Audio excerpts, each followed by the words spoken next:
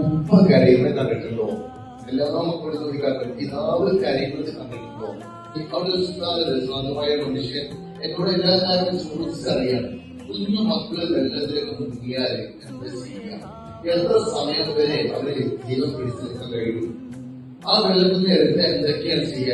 എല്ലാം നിന്നോട് സംശയങ്ങൾ ഒന്നിനെ കുറയ്ക്കുന്നതായി ഞാൻ ചോദിക്കുകയാണ്. എല്ലാത്തിനും ഞാൻ മറുപടി കൊടുക്കുന്നത്.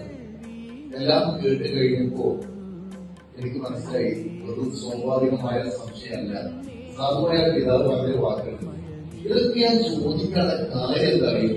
കഴിഞ്ഞ മാസം എന്റെ ചെറിയ മോനെ 1ാം ക്ലാസ്സിൽ പഠിക്കുന്ന 6 വയസ്സ് മാത്രം പ്രായമുള്ള തൊട്ടപ്പുറത്തെ പാറക്കുയിൽ വിളിച്ചു. അത് പറയുമ്പോ ആ സാധുവായ മനുഷ്യന്റെ കണ്ണ് നിറയുന്നത് കണ്ടു. ഞാൻ ചോദിക്കാറുണ്ട്, ഉപ്പ കരയുന്നത് കണ്ടിട്ടുണ്ടോ? എല്ലാ മക്കളും ചോദിക്കാറുണ്ട്, പിതാവ് കരയുന്നത് കണ്ടിട്ടുണ്ടോ? എല്ലാവർക്കും പറയില്ല. നിങ്ങളോട് ചോദിച്ചാൽ അതല്ലേ പറയാം. ഉപ്പ കരയുന്നത് ആരും കണ്ടിട്ടുണ്ടാവില്ല, ഉമ്മയുടെ കരച്ചിൽ എല്ലാവരും കണ്ടിട്ടുണ്ടാവും. അപ്പൊ ഞാൻ പറയാതെ ഉപ്പ കരയുന്ന ഒരു അവസരം ഇതാണ്. ഒന്ന് മക്കൾക്ക് സംഭവിച്ചാൽ ഏത് പിതാവും കരയും, അതെല്ലാവരും കാണും. ഈ പിതാവിന്റെ കണ്ണ് നിറഞ്ഞേ കണ്ടു. ഞാൻ ചോദിച്ചത് എങ്ങനെയാണ് സംഭവിച്ചത്? ആ മനുഷ്യൻ പറയാണ്, എന്നും സ്കൂളിൽ വന്നാല് ഭാര്യ ആരെയും പലഹാരം എടുത്ത് വെക്കും, അവിടെ നിന്ന് കഴിക്കാറ് പതിവ്. അന്ന് ബാഗ് സ്റ്റെപ്പിൽ വെച്ച് കുട്ടി ഓടുന്നത് കണ്ടു. ഭാര്യ ചായ എടുത്ത് കുളിക്കാൻ വരുന്നില്ല. ഭാര്യ കുഞ്ഞിനെ വിളിച്ചു പോയി.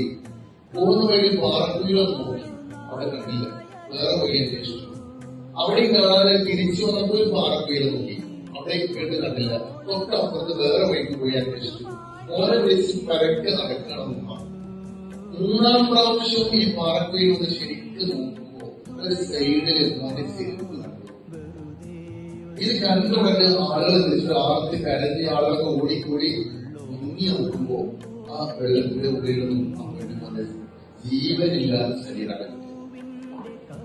ആ ഉപ്പത് പറഞ്ഞിട്ട് കരയണല്ലോ.